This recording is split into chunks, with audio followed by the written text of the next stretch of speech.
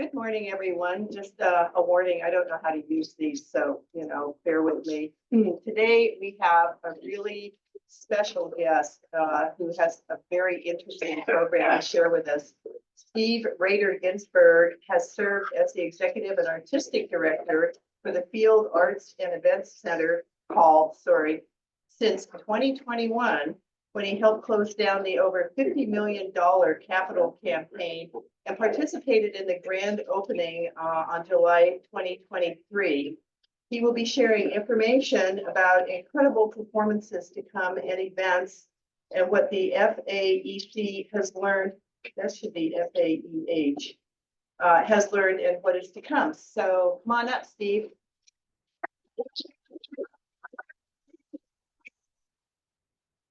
Thank you, Laurel. Good morning, everyone. Let me just get the screen open and ready for the presentation. So got it. Okay.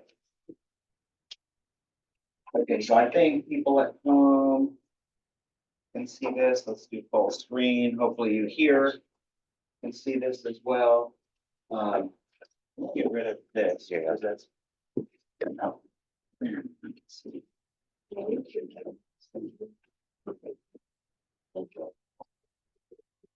Oh, Jim.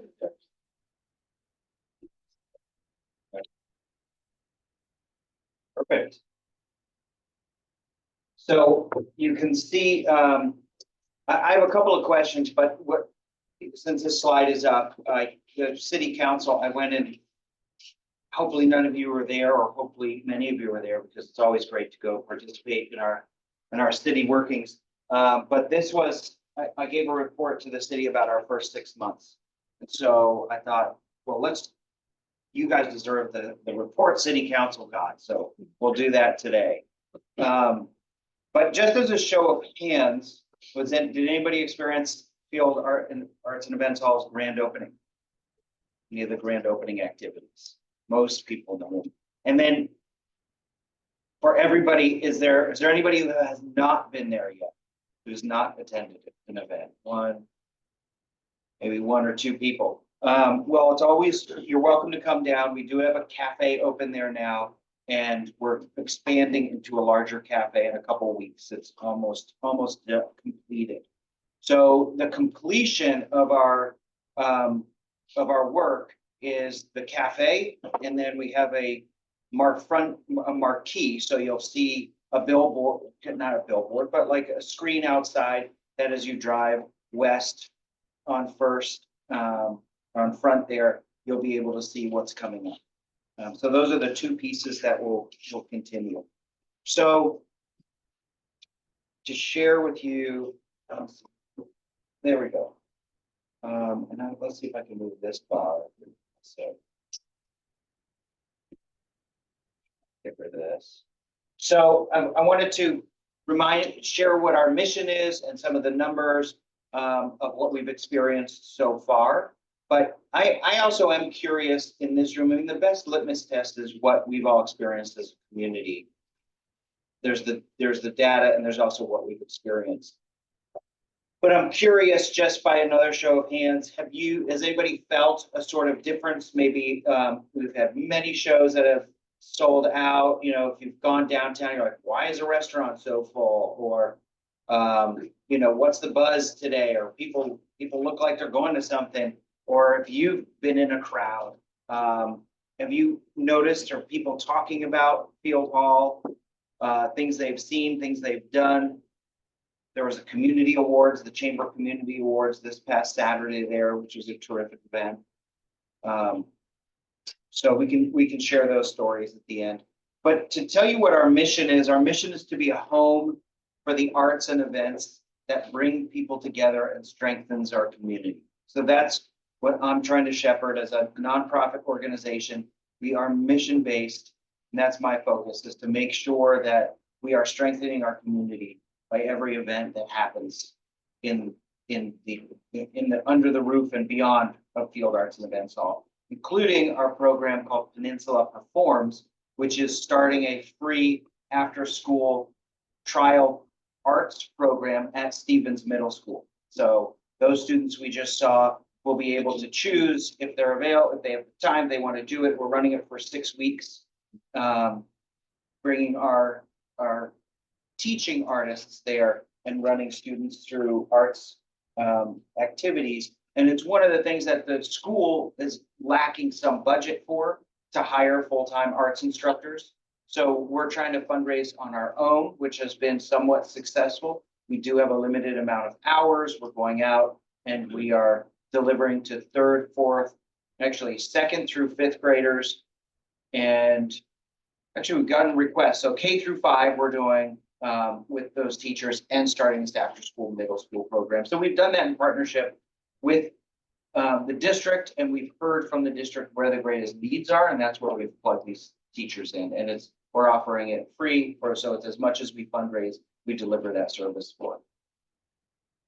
So that's our mission, strengthen our community, and those are a couple ways we're doing it. The vision is to inspire, nurture, and empower the local arts community, enrich cultural and educational experiences, and spark economic development. So a quick example of that is this coming a week from yesterday, today's Friday. So next Thursday, we have a new gallery opening. That show has 5 photographers, all of them connected to Port Angeles. 4 live right here in this direct area. 1 was born here, now lives in Bellevue. But we have 5 photographers showing work. All their prints are for sale as a retail gallery. So we can capture those who live here and want to support local artists. We're trying to create that opportunity for those artists. They're also giving classes. We just closed a printmaking gallery exhibit, and those printmakers gave classes. One was Cody Hagan that I went to, and Cody, he catches fish, and he born and raised here. His dad ran some fisheries. He knows a lot about fish. So he studied this Japanese style of printmaking, which is non-toxic ink, so that the ink can be washed off the fish, and then you can eat that fish for lunch or dinner, smoke it and have it for breakfast. But he uses the ink and then mulberry paper over the fish, pulls it off, and then does some designs on the paper, and they're beautiful works. He did a steelhead the other day when we were in there that had just been caught. And so 15 people came and took that class. So we've just started classes and educational outreach. So Cody was able to be paid through the admission for that class, and then some people bought works through postcards, prints of his, and he shared his work. So that's kind of an example how we're both sparking the economic activity, supporting local artists, making that more viable in this area, and enriching our cultural life as well. And our values respects all people and cultures through arts excellence and inclusive programming, a welcoming place for all in our community to connect through creativity. And I guess an example of that, I work with Carmen Geyer with a program that a musician named Samite from Uganda. He came here and performed an excerpt, about 20 minutes of his work, had conversations with people in the audience. We donated tickets to help some lower income seniors get down to the theater and see work there. And that was a way in which we brought people connecting with the life of a refugee, really a political refugee escaping Uganda when Idi Amin, the dictator, took over. So there was a lot of history, and contemporary hope and resilience was the theme of that work. Let's see if I can. Oh, there we go. I click on that. So we opened July 27th. Here's a photograph of people outside. Bandaloop was a dance company on the building, and that's what people are watching. And we had quite a number of people there. This is up until December 31st. So we've done considerably more since then already.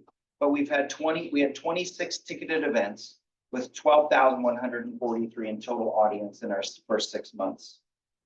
9,339 tickets were purchased, with 2,322 individual ticket buyers.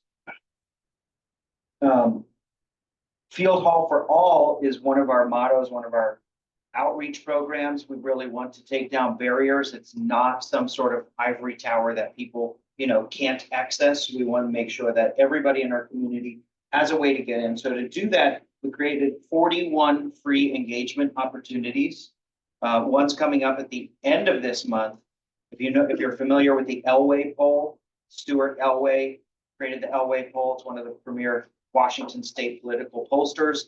He's doing a program called Red, Blue, and Purple in Clallam County, and looking at the presidential election coming up, kind of talking about, are we going to be the bellwether for the country as we have been for the number of years.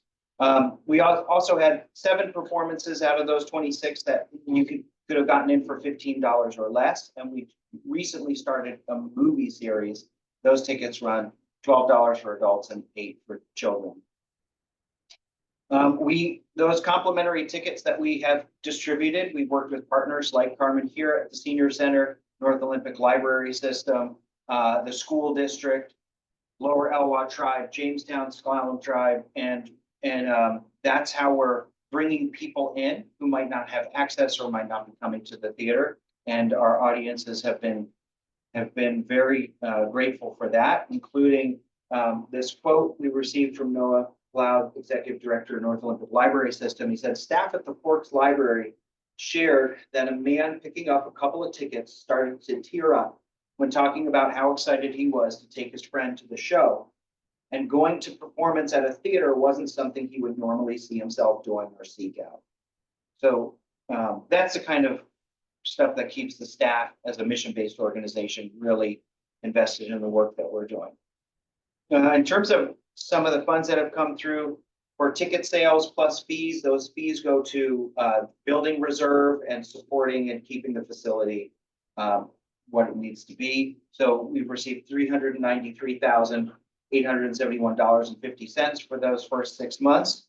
I can tell you now it's almost $500,000 that have come through the center, but not just the center benefits, not just Field Hall. This is a map by the Americans for the Arts, and this was developed pre-COVID. So as we know, things have gotten a lot more expensive due to inflation and everything else.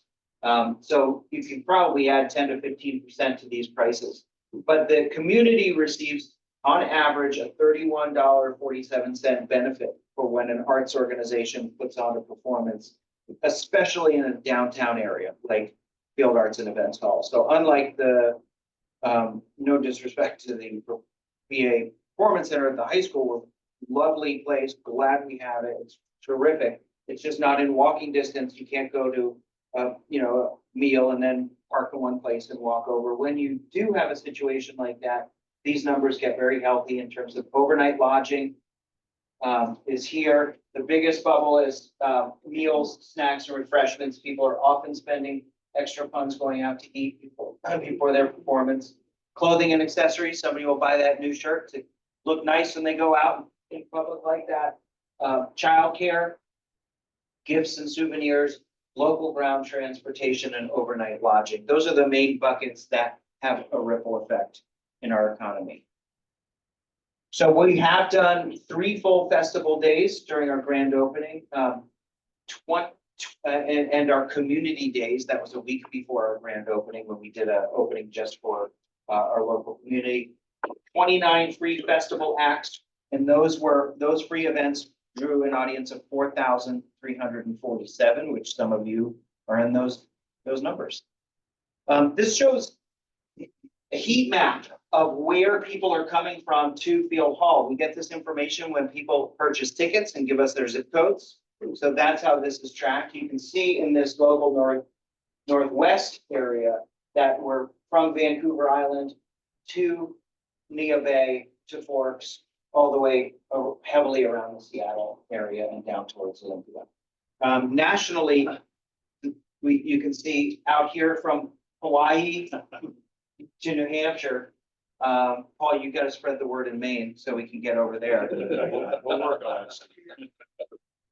I did my part. I grew up in New Hampshire. So performers, some of the performers that we've had, we started with a jazz, the Brubeck brothers, children of Dave Brubeck and Diane Schur, the Vienna Boys Choir, Macy Gray. We had an illusionist, Vitali, Evening of Wonders. Ranky Tanky was a part of our grand opening. And we've had a number of sold out shows and they are selling out quicker. It took 3 months when we first released it. Now shows, Amanda Bacon's show sold out in 2.5 days. There's shows that was the quickest, but we've had 4 days, 5 days. Our Valentine's Day performance is now sold out. Goes pretty. So get on our mailing list if you're not on it, so you can hear before you hear it's sold out. Local, we are focused with that, supporting local arts economy. So we hire local bands to come and play. Deadwood Revival, Randall Wolf, Olympic Express Big Band. And then from these guys, they were from Seattle. So we're looking at anybody in Washington, but we do have an express focus on the peninsula. We had Amanda Bacon's music at Patsy Cline. That was in January. We've focused on a number of partnerships. Those partnerships are continuing to grow as well. We've worked with Wanda Fuca, Music on the Strait, Crab Fest, Lower Elwha Clown Tribe, and PA City Ballet. And those partnerships continue to grow. People bring opportunities. We just hosted a fundraiser for the Dream Playground, and I think raised a good amount of funds as well for that. This is an example of a partnership. This is myself and James Garlick, who's the co-artistic director and founder of Music on the Strait. We worked together to purchase a Steinway piano, and it's the only Steinway concert D on the peninsula. This is a 12 foot is the Steinway D concert piano that lives at the hall as a resource for us to use. I mentioned email subscribers. That's how people learn, the best way to learn about what's going on, get flash deals or other things. So you can see the trajectory of people who joined our mailing list. July, this was grand opening. And since then, people have been coming and joining and wanting to know about what we're doing. These is the things our audiences are saying are had seats front and center for Diane Schur and back row balcony for Ranky Tanky, plus other seats on community weekend. Not a bad seat in the house. Sound was phenomenal. There isn't a bad seat, just stunning. Beautiful theater. Very organized and easy to access. Love the cafe option during intermission. Looking forward to another show soon. So happy this exists in remote PA. And as you can see, for those of you who have not been in, that is what the theater looks like. If you look beyond those two handsome guys. Humble hands. We've had 3 gallery exhibits to date. Oh, sorry, no, 2. Creations of the Clown People, partnering with 2 Lower Elwha clown artists to curate that show. And then we just closed our Impressions, which was a print exhibit, and the photography exhibit will be opening up Thursday. These are photos of the first exhibit to open. We could see Francis Charles, Roger Fernandez, and Jamie Valadez. These were the 3 main partners who brought that exhibit together. This is what it looks like in our gallery. And this was the opening of the second show. That was Cody on the far left, who I mentioned. We also have a Media Lab, which is our partnership with Peninsula College. It's a 1-year certificate program, fully accredited to become a media technician in sound, lighting, and video in theater and hospitality. So it's a cross-accredited certificate program with the hospitality group and the theater group. So with those, you can basically come out, and I'm sure anybody who's tried to get talent in this area to run tech, especially advanced tech, it's hard to find the talent. So we have 8 students in that right now. We're hoping some running start students will get involved soon, not yet, but this is ongoing certificate program that's getting more and more developed. We've had four classes that are based only at Field Hall. So students come there, and this is part of Peninsula College. We have rentals as well as performances. So far, this was the first 6 months, 20 meetings, 1 celebration of life, a bar mitzvah, 6 theater events, 6 theater rentals, 3 weddings, 2 Port Angeles class reunions, 1 retirement party, 3 fundraising galas, 3 corporate dinners, 3 holiday parties, and 2 full building buyout rentals. The lodging impact, we know it's at a minimum of 1,100 paid overnight stays. And that was based on 22,000 total visits of people coming to Field Hall. And we say a minimum because people tell us in surveys, yes, I paid for overnight lodging. We don't know if that's 1 room, 2 rooms, 3 rooms, and we don't know if it's 1 night, 2 nights, or 3 nights. So this is based on if somebody answered it 1 room, 1 night, and it could easily be 2,200 or more rooms. And as you know, that generates those lodging tax funds that we heard about for Dream Playground and many other benefits for us. Conferences that Field Hall is going to attend to increase tourism to this area. We have these 2 have already happened, and we've attended a bridal show in Minneapolis that was for destination weddings. Seattle had a bridal show. And then in March and April, we'll be attending more Cascadia Meeting Planners Event International and Northwest meetings and events for corporate planners. Food and beverage. We've had, in those first 6 months, 6,073 orders, about $80,000 in total revenue for that. Those revenues will generate and continue to generate tax offsets for the city and the city and the state. Established this is in our cafe and pre and post performance opportunities. This is our current staff. And I want to also really show that we have a lot of part-time employees. Those are baristas, stagehands, lighting board operators, soundboard operators, janitorial staff is part-time. And we are really up at 200 volunteers now. Those volunteers do volunteer ushering, they docent in the gallery. I have a volunteer helping me to get sponsorships in the community for our events. Grant writer just reached out. So there's a lot of opportunity for volunteering. This are our board of directors. And I think some of those board of directors are going to look to turn over. Many of them have been on this for 6 years, wanted to see us through opening. They might be rolling off. So we'll be sort of looking out for some new board members. And you can always reach out to me if you have ideas, if you're interested and want to talk. This was the visual of our ribbon cutting right at the moment with board president Brooke Taylor, first executive director Chris Fidler, city manager Nathan Phillips. All up there. And these are just some images of some fun times and things happening. That was part of our grand opening ceremonies with dancing on the building. This is our local Deadwood revival. We've been utilizing the 2nd floor conference center for conferences, dancing, and other events. Working on increasing our youth and family programming. Gallery. We still are in capital campaign. What we did was we secured funding to finish the project because we saw costs really starting to escalate.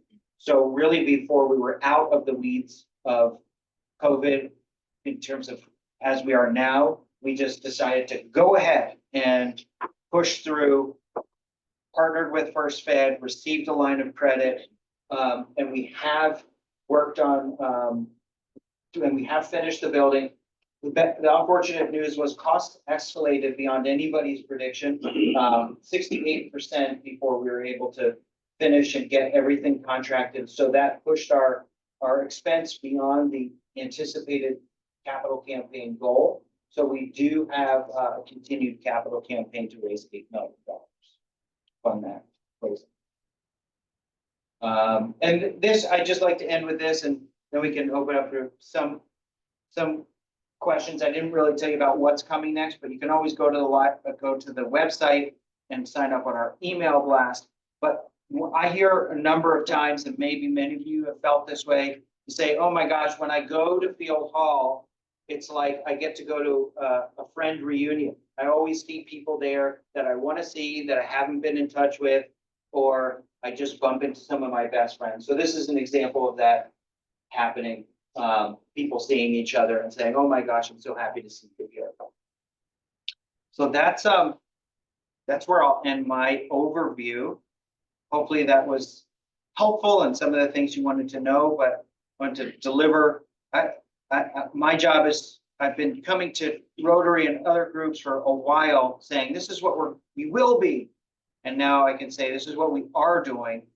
And we are working hard to follow through on all the promises and do much more than that as much as we can. Thanks. Yeah, hello. I have a question, but I want to preface it with letting you know that I'm completely stunned by the huge success that you seem to be having. It's just amazing, and it's so great for our community. I was wondering what if you have a program for doing outreach to the drive area that outside of the peninsula, in addition to the conferences, what sort of marketing are you doing over on the city side? Can you reiterate the question? Yeah, the question was, are we marketing beyond the sort of local drive area and getting out and other than the conferences? So we have received lodging tax dollars. Those dollars are specifically to bring people who are out of town and will stay here overnight. To do that, oh, good. Stop the share. To do that, there's a slew of things we're working on, but we just expanded our rental department from one person to a 1 3/4 time person. And that is to develop materials. We're doing lots of social media and targeted outreach. We're starting with, many of you might have heard of the Buxton data. It's what the city paid for to learn about who's driving through, who comes through this area. And some of those high numbers of people are from specific areas in Florida, California, some places in the Midwest. So we're looking at those places where word of mouth, people talk about the peninsula, starting from what we see as a strength to then expand to new territory. Rob. I just want to say, I love the community event you guys did last week with the pajama night. Oh, yeah. So seeing dozens and dozens of kids and PJs watching Mitchell's Machines. It was the first time I'd sat down and actually watched the entire movie. It's been on in my house a dozen times, but to actually sit and enjoy it and seeing the kids and the family interact was awesome. Really appreciate it. It was a fun night. I'll say we're still experimenting with a lot of things, and that was, because we're in startup, so that was a first. And when people were leaving, they said, and we heard a number of times, Star Wars next. So we love it when people, one, give us suggestions, but two, ask to come back and do it again. Then we can say, oh yeah, we should do that. Yeah, Steve. The auditorium is obviously amazing. But one of the things we enjoyed was, I think it was between shows or something, where there was a 2 or 3 hour period of time, you had like a singer up there, and you could just kind of come and get drinks or whatever. It was packed. We went up there, and as many times we've gone there, I want to get in line and get a drink, but the line is so long, I end up never getting a drink and then talking to people. So one thing, I don't know if you can make that getting drinks a little more efficient would be nice. Yeah. But I think in Edmonton saw that they have a very nice auditorium as well. And you talked about trying to, with 5 or 6 other regional kind of smaller theaters, trying to kind of attract people that would kind of maybe make the whole tour and it would make it better for them to come. Is that something that's actually kind of working out? Have you done any collaboration? That's happening. There is a Pacific Northwest presenter informal group, and we meet once a month on Zoom and have a pretty active email chain. So right now, the busiest time to set schedule for September through June, which is the main presenting model. And then the summer season is just operates a little bit differently because it's a festival time of year. Things happen differently, but we're always putting out, hey, I've talked to this agent or this group, and I have this band right now. Edmonds, speaking of Edmonds, somebody who programs there just put out, I'm bringing the Dirty Dozen brass band here this date, and I'm looking for 3 other dates. Because then we can get, we can knock their price from say 12,000 down to 10,000 because we've guaranteed 4 dates. So we try to group together to bring people in. And so I throw stuff out all the time and other people are, and it's just kind of a very organic soup that happens. All right, well, we're just at time. Okay, Yeah, so thank you so much. thank for- you.